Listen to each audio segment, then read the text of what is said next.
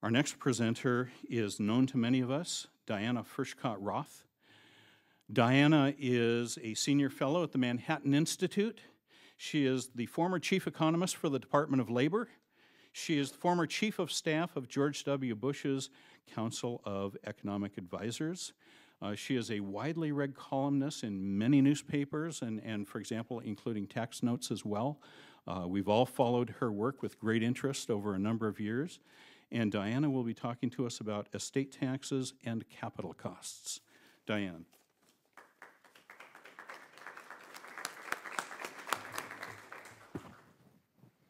Well, thank you very much for coming.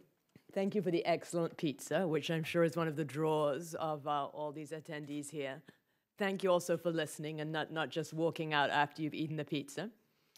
I'd like to start by talking about an article on the front page of Saturday's Washington Post.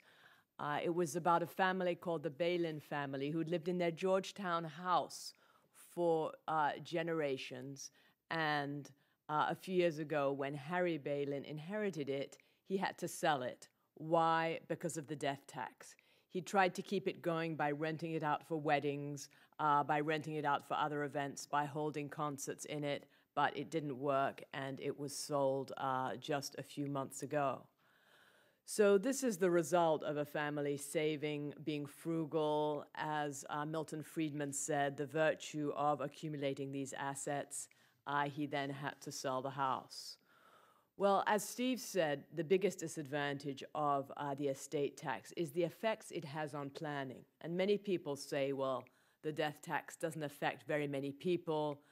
The ceiling is very high. Not that many people are going to be subject to it, so why not just keep it? And these are excellent questions. But the answer is that you don't know if you're going to be successful.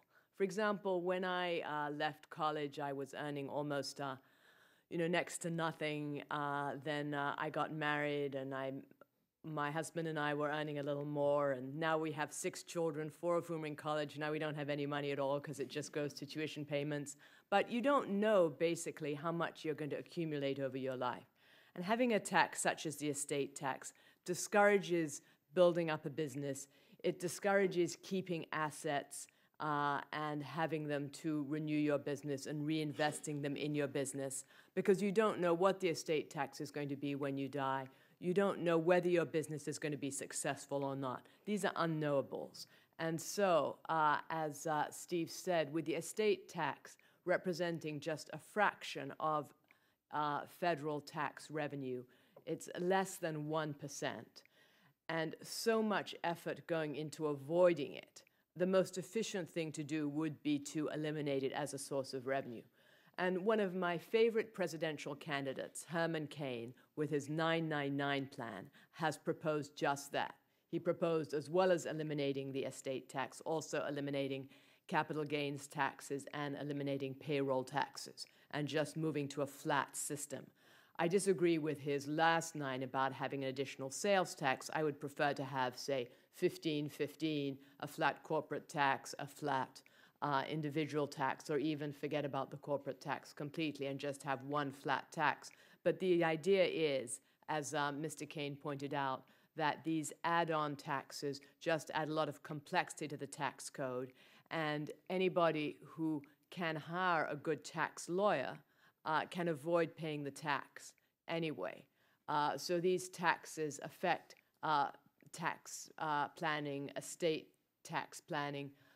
Very wealthy families, such as the Bill and Melinda Gates family, they have a foundation and they have their assets in this foundation. So the estate tax isn't going to affect them. Warren Buffett similarly has put his assets in different kinds of trusts, so it won't affect him. But small businesses who cannot afford to hire expensive lawyers, they are the ones who would get hit with it. The Kauffman Foundation has done very interesting work on which kinds of companies create most jobs in the economy. And they find that new companies within the first 5 years create most of the new jobs.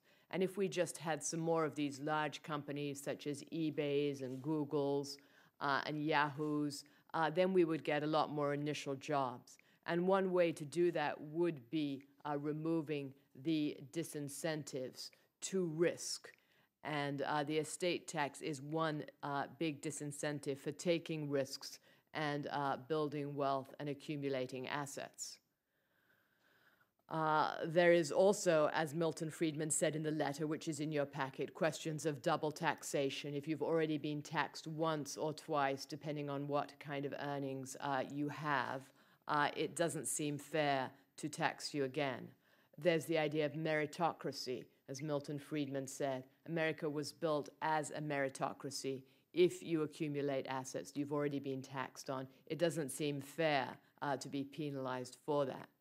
And a final point is the capital gains element, how estate taxes, the estates are not adjusted for capital gains. And to go back to the example of Evermay in Georgetown, probably a large percentage, most of that value would be capital gains.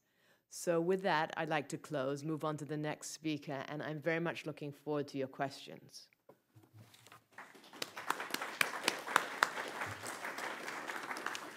Diana, thank you so much.